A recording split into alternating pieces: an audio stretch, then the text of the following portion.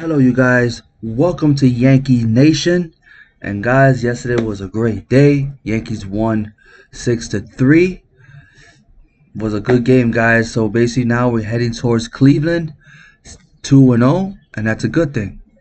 Basically, we need two more games now two games to win to head it to the World Series, guys. So we gotta cross our fingers. We could just get this sweep, or just take 4 out of 1 will be great. All right, guys. But all right, let's talk about Game 3. Game 3 is gonna be in Cleveland. All right, so you guys know Clark Schmidt is gonna be the starting pitcher that day.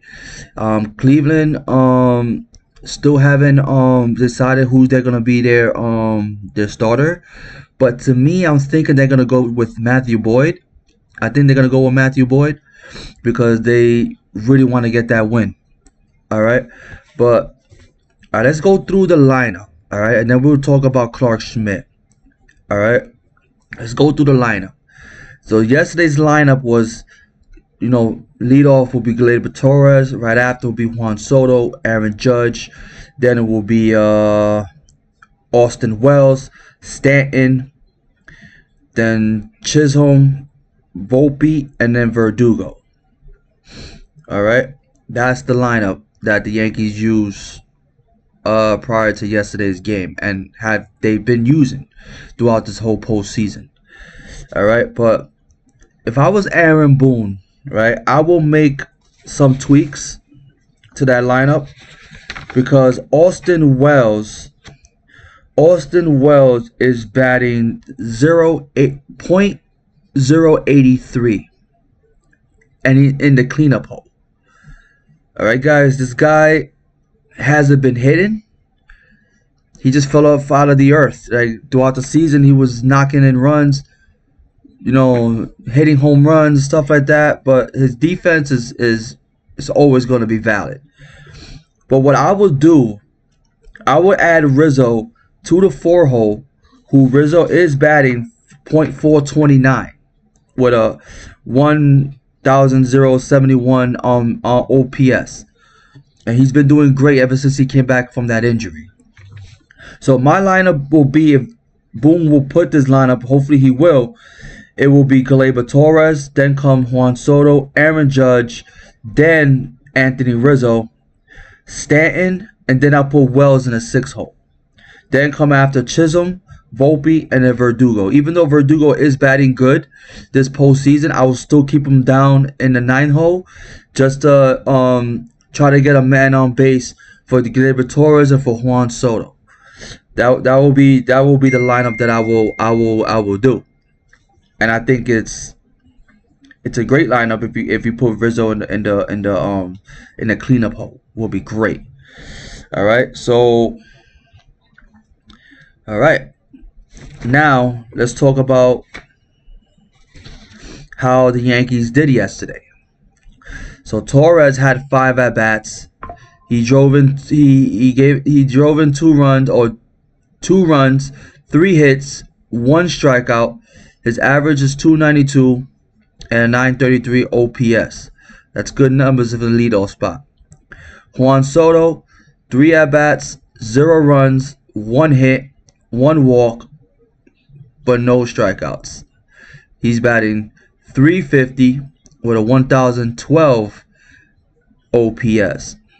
Judge, 3 at-bats, 1 run, 1 hit, 3 K, and one of those hits was a home run, 0 walks, and 0 strikeouts. Average 167, 735 OPS. He looked like hopefully he's starting to hit the barrel on the ball and start coming around. All right, so we got Wells, who has 4 at bats, 0 runs, 0 hits, 0 Ks. Hold on, no. 4 at bats, 0 runs, 0 hits. He has 2 Ks. 0.83 average and a 237 OPS. Not great. That's why we need to bring Wells down to take a little weight off of him so he could probably start driving the ball. All right, because when you're a cleanup hitter, the opponent team thinks you could hit, and that's why they're gonna be attacking you. But if they bring him down to the lower into the 6 hole, I think it'll take a little bit of weight off of him, and then he could start trying to start driving the ball. All right, Chet Stanton, 4 at bats, 0 runs, 0 hits, 0 Ks.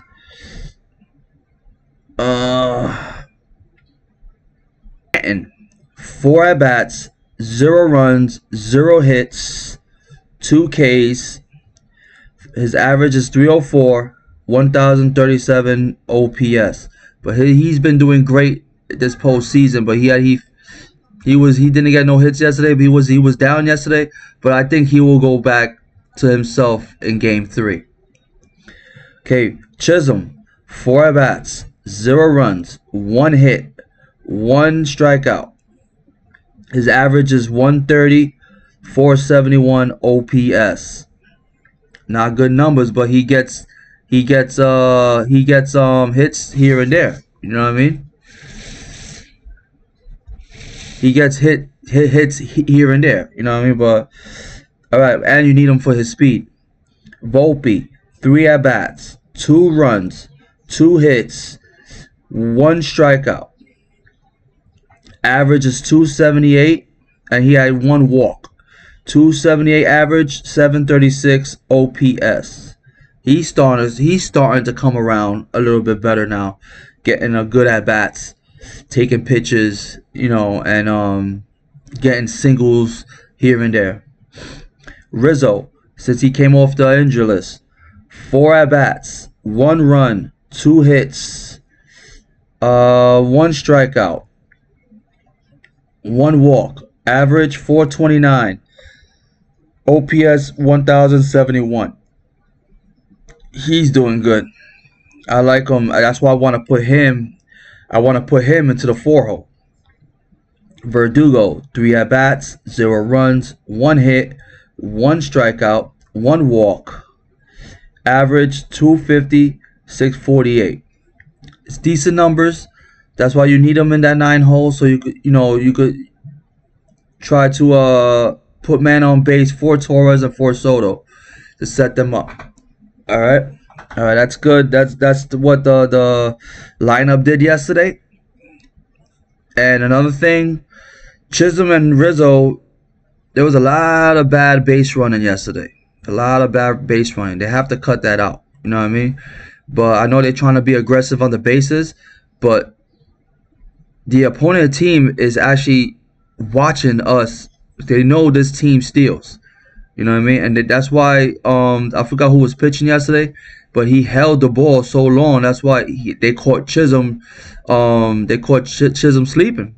He tried to steal. They caught him sleeping, and then got him out.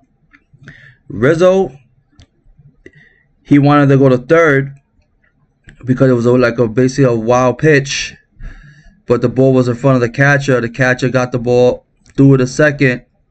It had him in a rundown, and got Rizzo out closer to third. That's the mistakes, and they leave a lot of runners on scoring position. They need to start swinging the bats.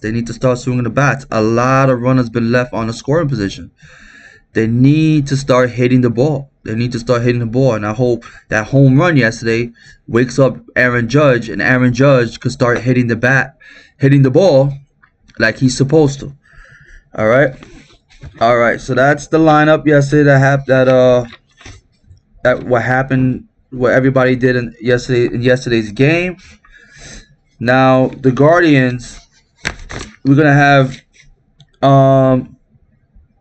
Clark Schmidt. He's gonna be pitching against the Guardians on Thursday.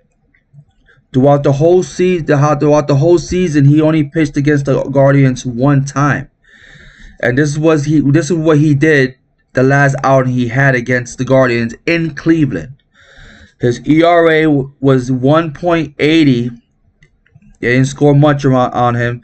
He struck out 7 batters, 5 inning pitch, 3 hits, 1 earned runs, 2 runs, and 5 walks. He needs to bring those walks down. But other thing, he pitched very, very, very well against the Guardians. So I'm hoping he brings that same mindset, but even better and stronger. If not, if Boone would have to keep him on a short leash, I'll say if they have to change Clark Schmidt in the beginning of the innings, I will say bring in Marcus Stroman. Give the bullpen a little bit of the breathe. Get the bullpen a breathe a little bit. But if you see Marcus Stroman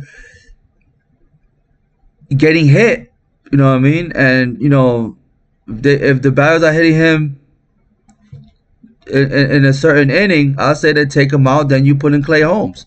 But I would say bring in Marcus Stroman, knowing that he could give you a long length of innings. Give you long. That he could pitch longer and go deep in the innings. I say I'll bring in Marcus Stroman, and then if something happens to Marcus Stroman, and then I will bring in Clay Holmes, and then you could bring your big three, you know, to shut the door if we had the lead.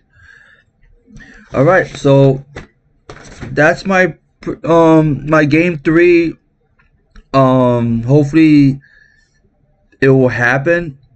You know, moving Rizzo from the 8th hole, moving Rizzo to the cleanup spot, and then putting Wells in the 6th hole, moving down Volpe a little bit to the 8th hole. So you got Volpe and Verdugo at the 8th and 9th. I say tweak the lineup a little bit. Rizzo is batting. He's high. He has a hot bat right now. So I will move him up to the cleanup hole. All right, guys. That's my hopefully game 3 predictions basically. And I hope the Yankees win. I know the Yankees gonna win. All right. So stay tuned for the next video. And like always, subscribe, like the video, and I'll see you guys in the next video. Peace.